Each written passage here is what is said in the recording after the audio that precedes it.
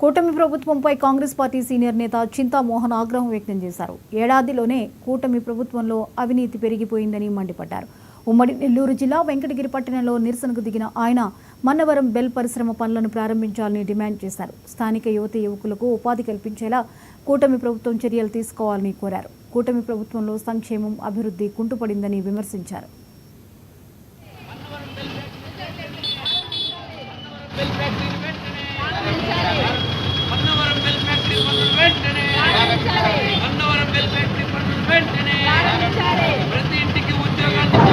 ప్రతి ఇంటిలో చదువుకున్న వాళ్ళు ఒకరిద్దరు ఉన్నారు. బీటెక్లు పాస్ అయిన వాళ్ళు ఉద్యోగాలు లేక చాలా అధోగతిలో ఉన్నారు. పాస్ అయ్యారు, కష్టపడ్డారు, ఉద్యోగాలు రావు. అందుకొరకే కాంగ్రెస్ ప్రభుత్వం doctor Manmohan Singh Mannavaram bell factory పనులు ప్రారంభించారు 15 సంవత్సరాల నాడు. నేనున్నాను పక్కనే. మన్మోహన్ సింగ్ ఎక్కడున్నాడో పాపం. మరి 8,000 కోట్ల రూపాయలతో BHEL NTPC ప్రాజెక్టును ప్రారంభించారు. ఆయన మాట్లాడిన మాటలు నేనే అనువాదం చేశాను.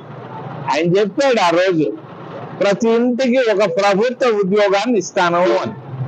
మరి నేను అడుగుతున్నాను కూటమి ప్రభుత్వాన్ని, ముఖ్యంగా భారతీయ జనతా పార్టీని, మరి ఎందుకు ఆపారు? ఎవరు ఆపారు? దీనికి కారణం చెప్పాల్సిన బాధ్యత మన కూటమి ప్రభుత్వం పైన, మోడీ పైన, చంద్రబాబు నాయుడు పైన ఉంది. మరి 2014లో చంద్రబాబు నాయుడు అధికారంలోకి వచ్చాడు.